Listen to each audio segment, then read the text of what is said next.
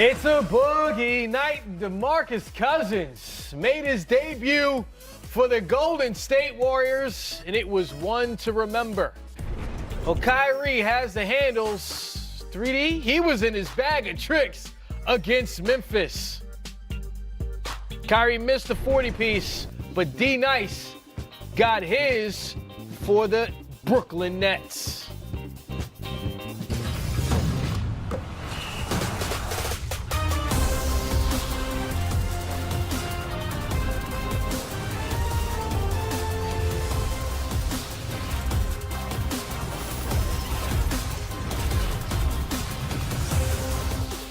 Chris Miles here with my front court. Welcome to Game Time. Carlos Boozer, Dennis Scott. Give me some love, fellas. Yes, sir. Well, we kind of feel like the Golden State Warriors out there. Yes, you bring the power, you're the shooter, and oh man, DeMarcus Cousins, four-time All-Star, missed almost exactly 1 year, and this was his feeling before the game. He tweeted this out. Get it, cuz. Yeah, slide with it. Yeah, I'm back. Rehab. Ooh, pop with it. Oh, don't hurt yourself. Yes. Oh, cuz, don't hurt yourself. And then he stayed Coogee down to the socks. Okay. Quinn Cook, DMV's own. Yes, sir. See them together before the game, and then once it started, Kevin Durant, also a DMV native, fun and boogie. Look good to me, boo. Oh, he looked good. Got above the rim, finished it strong, came down confident. First 2 points for Golden State, and they were feeling good, feeling great. And Boogie, that's what he can do. Oh. Offensive rebound, look, that's fine, That's right? fine. Aggressive spirit. I love it.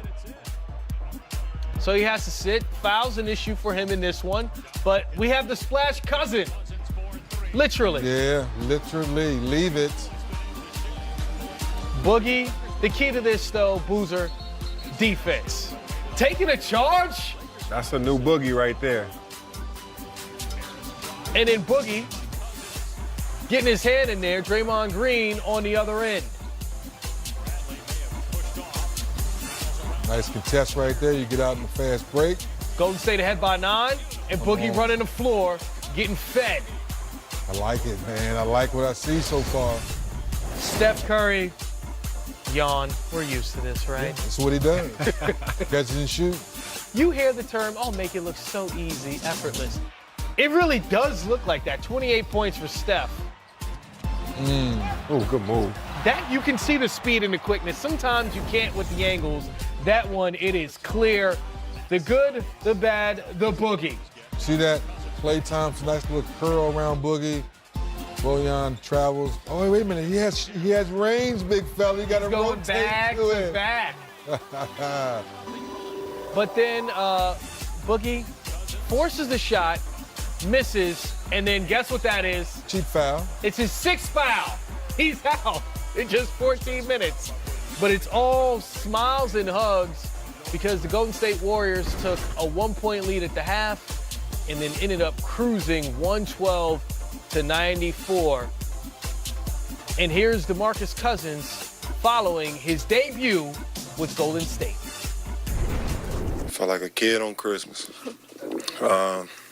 It's been a long journey. I've said it plenty of times.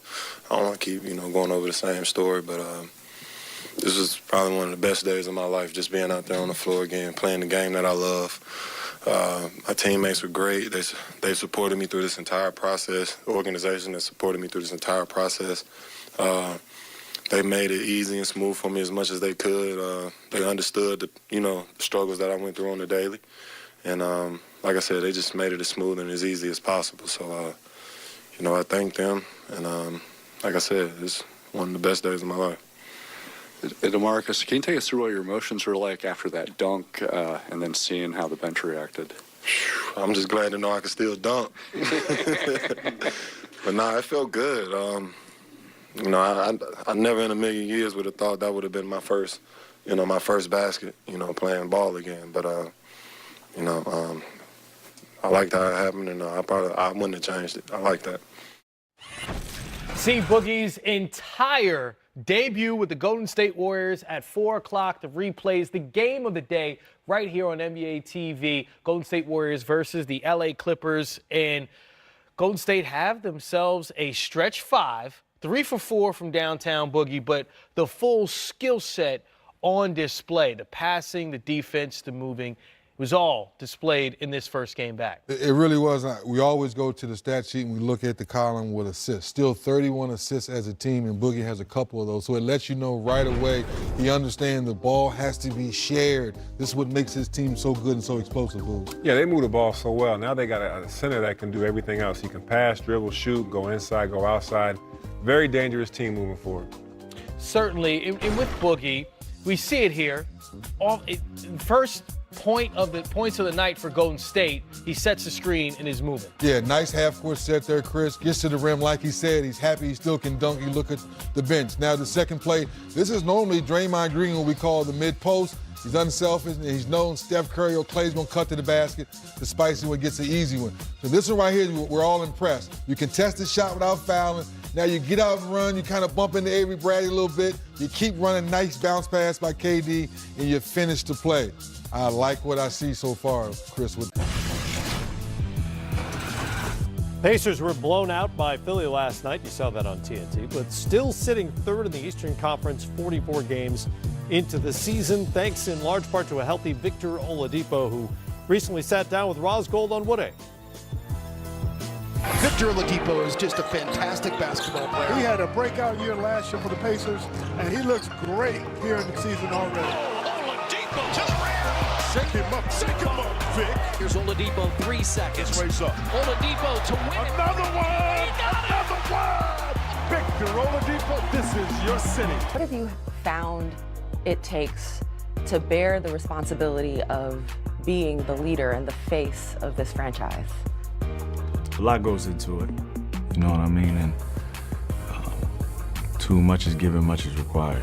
And I've been hearing that for like every day for the past year. It's been tough, man. You gotta know what to say and when to say it, but at the same time, you gotta listen. I think being a leader is something that you have to learn how to do. There are natural born leaders, but there's some aspects of leadership that are things that you have to continuously learn from the people you surround yourself with, from your teammates. For me, I'm learning that every day. I'm learning my teammates. I'm learning what they like, what they dislike, and just about their everyday life. And also with leadership comes sacrifice. Sacrifice for yourself, sacrificing your time, and doing whatever it takes to help your team win. And that's what I'm locked in and focused on. You have a pretty balanced roster, a number of guys scoring in double digits. Does that balance kind of take the pressure off a little? In general, yeah. I mean, it's hard to guard us. You can double me, but I'm throwing it to Domas, and Domas is throwing it to whoever else is open. Or I'm throwing it to Miles, and Miles is throwing it to whoever else is open, or they're shooting their shot. So we got a lot of depth, and we got a lot of good players who can make things happen. But I never had a lot of pressure on me to begin with. So whether they double me or not, I don't feel any pressure. I just got to go out there and play. Has your team earned respect yet? What is the respect you feel your team deserves right now? I mean, being with them every day, I believe we earn a lot of respect. And we deserve a lot of respect, but I don't think guys give it to us, which is fine, you know. At the end of the day, everybody isn't going to respect you, no matter who you are, no matter what you do. Just focus on each other and continuing to get better. We know that we can play at a high level in this league. We know we can win at a high level in this league, and we just got to continue to keep proving it every day. Mentioned the Pacers are third in the East right now, and as was discussed there, this is a deep basketball team. Victor Oladipo is obviously their best player. My question for you guys is this a better regular season team or playoff team? Because they don't necessarily have that superstar guy who scares you in a postseason scenario as good as Oladipo is. I don't know if I agree with you about Oladipo. I think Oladipo is a guy that... You think he's there? I think he is a guy that in today's NBA, he's a problem in a playoff setting. And look, this is a league right now where you're either a super team or you're a team with quality depth and emerging stars that you're going to hope can carry you deeper into the postseason than they normally would. I think about Boston last year without Kyrie and Gordon Hayward. They relied on a similar formula, quality depth as opposed to one or two superstars carrying you. Denver has a team to me right now that's built exactly like that. So I'm not as concerned about the top end of the Pacers roster. I'm more concerned about is there quality depth what it needs to be for them to have a sustained playoff run? So it's interesting. I think people lose sight of how good they were in the playoffs last year. They were good, They lost to Cleveland in 7 games.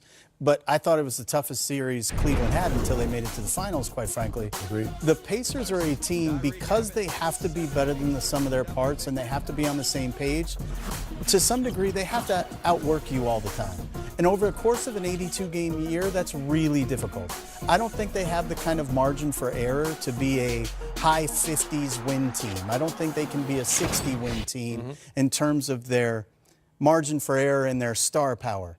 But in terms of their ability to lock in and prepare for a playoff opponent, the number of guys they have on their team, to your point about quality depth, who have basketball IQ, grit and toughness, and are willing to sacrifice for the greater good, is incredible. And their best player, Victor Oladipo, doesn't care anything at all about anything other than winning basketball games. And that puts you in really good stead come playoff time. I think Nate McMillan and his staff will do a great job preparing for series. I think they're a more dangerous postseason team than they are regular season. Interesting. Yeah, they do have really good depth. I don't disagree with that at all. Trade deadline's coming up next month. Where should they be looking, if at all? You know, it's interesting. I think the one thing for them, it's complicated with what they have. You don't have a lot of pieces there you can aggregate to go get another star-type player without sort of taking a step back in terms of how you really operate. Yeah. But they're a team that by design is going to overachieve. And that means all the pieces they have sort of have to fit together in lockstep. If I was going to bring in anything, and you could say this about any contender, I would want more veteran three-point shooting. Yep. Somebody who can actually make shots versus a good contest. But who doesn't want a 6'8" guy that can make threes? Right, So. right. Yeah, I think the same dilemma that the Pacers are going to have come trade deadline is one that's going to plague every other team around the league that's not the Warriors. And that is there one player out there that pushes us up to that very next level, whatever it is, if it's right, do they think they're good enough to get to that next level? Exactly. And with a free agent summer coming up, Matt, where there's so many different, scenarios they could play out, I would imagine we're going to see a lot of teams very apprehensive about doing anything crazy because they know what could potentially be coming down the line. When things go haywire in the summer and if one player moves somewhere and it kind of sets the whole world on its axis, then we got an opportunity to do some things that we don't want to jeopardize at the trade deadline. Well, to that end, though, Indiana's really interesting because they're not a team that's going to sit there and think they are a max free agent destination. No. Right. And they only have $60 million on the books for next year. So Kevin Pritchard and Chad Buchanan have the ability to go into trade deadline right now, willing to potentially take some money into the future if it can be the right piece for them. And I'm going to throw out a name for you with no understanding of how they make the math work whatsoever. Sure. Marc Gasol, if he gets moved from Memphis, playing with that group of guys, playing with a big like Sabonis who knows how to play and can dribble, pass, and shoot, that would be a fascinating piece to put in there and to give Nate McMillan and see what he can do. You talked about the Denver Nuggets zagging when everyone else is trying to zig. Indiana could definitely do that if Gasol's there with Turner or Sabonis on the floor with him. That would be well, really and Turner interesting can scenario. space off of Gasol and vice versa. Absolutely. They'd be able to be really elite defensively in the paint. Let's make it happen. I like it. Sabonis is great off the ball. Gasol could. And Indiana has already crashed the party in the Eastern Conference when we weren't expecting it. Nobody looked up and said, hey, there's going to be 5 teams in the East that you have to worry about in that top group, and Indiana's not the 5th team. Right now it's Boston. Right. So they gotta be very mindful of the fact that we talked about Golden State, and do you get worse before you get better with Boogie coming in? Well, if you make a move and you're one of these teams, does it set you back before it propels you forward? Right. And do you want to take that risk now when you're already in a really good position if you're Indiana? If it propels you forward, because you never know when you don't know. Roll the dice on these deals.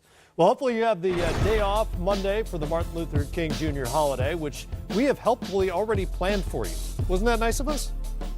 The pair of NBA TV games, did it. Thunder and Knicks, Magic and Hawks, and then it's a TNT tripleheader, Pels, Grizz, Rockets, Sixers, and the Warriors in LA to take on the Lakers.